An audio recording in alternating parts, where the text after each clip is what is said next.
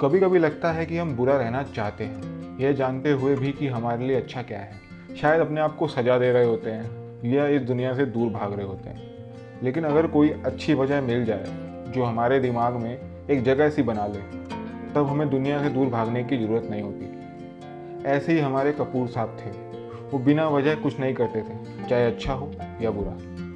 कपूर साहब भोपाल के इंदौर शहर के कुछ दिलचस्प इंसानों में से एक थे।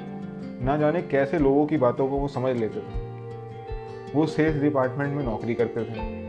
अपनी टीम के अंदर वो हमेशा अच्छा प्रदर्शित करते थे।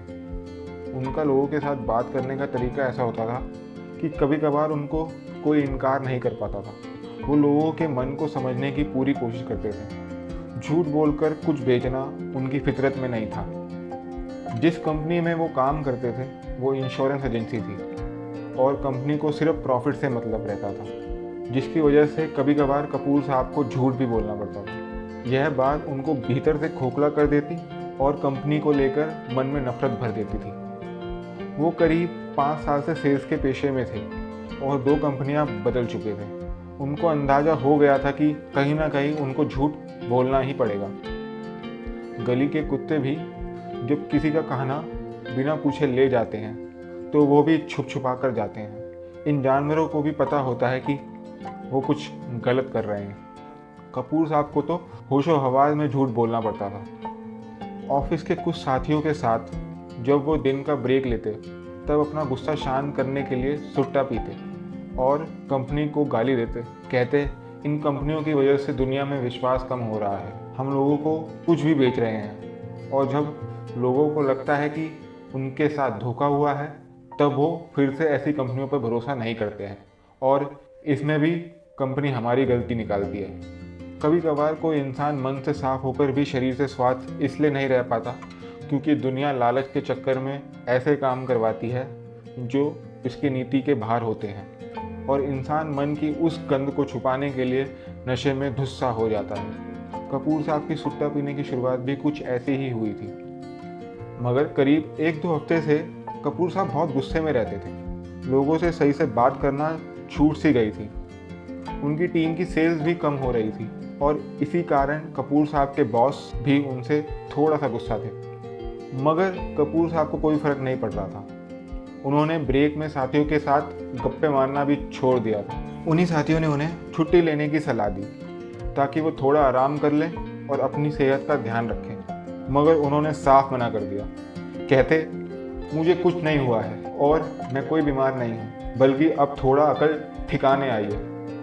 यह बात ऑफिस में किसी को समझ नहीं आ रही थी, मगर कपूर साहब का गुस्सा, चिड़चिड़ा मन और लोगों से बातचीत कम होने का कारण यह था कि वो सुट्टा छोड़ने की कोशिश कर रहे थे। अब कोई भी फैसला बिना वजह तो नहीं लिया जाता, तो कहानी में थोड़ा 2 महीने पीछे चलते हैं। दिसंबर का मौसम था। कपूर साहब को एक दिन के लिए भारत की राजधानी दिल्ली में किसी कंपनी मीटिंग में जाना पड़ा। उस समय दिल्ली का मौसम तो ठंडा था, मगर पॉल्यूशन जोरों पर था।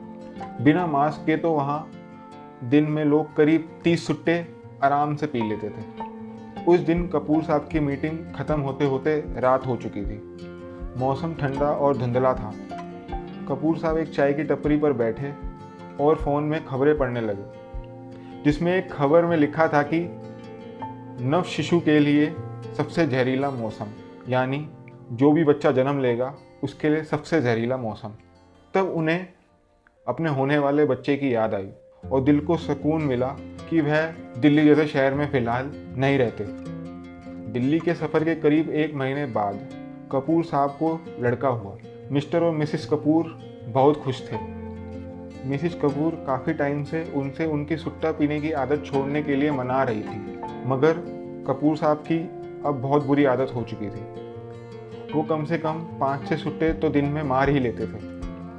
इस बार भी मौका देखकर मिसिस कपूर ने उन्हें फिर से समझाया कि अपने बच्चे की खातिर वो सुट्टे को छोड़ दे, मगर कपूर साहब ने कुछ खास ध्यान ना दिया। उसके कुछ ही दिन बाद एक रात जब कपूर साहब बालकनी में खड़े थोड़ी सी ठंडक और आसमान में अनगिनत तारों का मजा लेते हुए सुट्टा मार रहे थे, तभी ऊपर वाली बालकनी से एक बच्चे की खांसी की आवाज़ आई और कुछ चंद सेकंड के बाद उस बच्चे की माँ की आवाज़ आई, बेटा अंदर आ जा, अगर बाहर धूल है तो खांसी हो जाएगी। ऐसा कपूर साहब काफ़ी बार सुन चुके थे, मगर कुछ ज़्यादा ध्यान देते नहीं थे, अपनी ही दुनिया में मगन थे। मगर इस बार उनको झटका लगा। उनको उस ऊपर वाली बालकनी वाले बच्चे में अपना बच्चा नजर आया। कभी वो भी बाहर खेलेगा और सुट्टे के धुएं से उसकी भी तबीयत खराब हो सकती है। कपूर साहब के हाथ से छुट्टा छूटकर जमीन पर जा गिरा। वो खुशनसीब था कि वो इंदौर शहर की साफ हवा में था और दिल्ली की वो खबर उनके आंखों के आगे फिर से आई। नव शिशु के लिए सबसे जहरीला मौसम। मिसिज कपूर की वो बात भी याद आई, बच्चे की खातिर वो सुट्टे को छोड़ दे। बस तभी से उन्होंने ठान ली कि वो सुट्टा पीना कम कर देंगे और हो सके तो पूरा छोड़ देंगे। कपूर साहब मन के बुरे नहीं थे, बस कुछ उन्हें ऐसा कारण नहीं मिलता था जिससे वो अपनी नीति को और बेहतर बना सके, और उस रात वो कारण उन्हें मिल गया था। सुट्टा छोड़ते हुए उन्हें बहुत तकलीफ भी हो रही थी और कंपनी को नुकसान भी, मगर सिर्फ 2-3 महीनों के बाद कपूर साहब स्वास्थ्य से बेहतर हुए। इसी के चलते उन्होंने अपनी सेल्स बढ़ाने का एक नया तरीका निकाला, मगर वो कंपनी के तरीके से थोड़ा अलग था। उन्होंने हेल्थ इंश्योरेंस बेचना शुरू किया, और वो भी बिल्कुल मुफ्त में। पूरा ऑफिस हैरान था कि उन्होंने ये किया कैसे। कपूर साहब की सुट्टा छोड़ने वाली कहानी में एक गणित थी जो कोई नकार नहीं सकता था। वो करीब 5 से 6 सुट्टे दिन के पीते थे और 70 से 80 रुपए उड़ा देते थे, और यह हर किसी ऐसे इंसान के साथ होता था जो मजबूरी में सुट्टा या नशा करता था।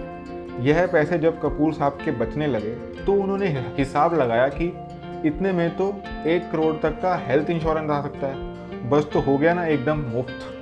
कपूर साहब अपने ग्राहकों की कोई बुरी आदत जानने की कोशिश करते थे, उसके बाद अपनी कहानी सुनाते और फिर उस बुरी आदत को छोड़ने को कहते थे। लोग चाहे बुरी आदत छोड़े या ना छोड़े, मगर उनको यह एहसास हो जाता कि हेल्थ इंश्योरेंस इतना भी महंगा नहीं होता जितनी उनकी बुरी आदतें हैं। बस फिर क्या, बाकी फैसला कपूर साहब लोगों के हाथ में छोड़ देते।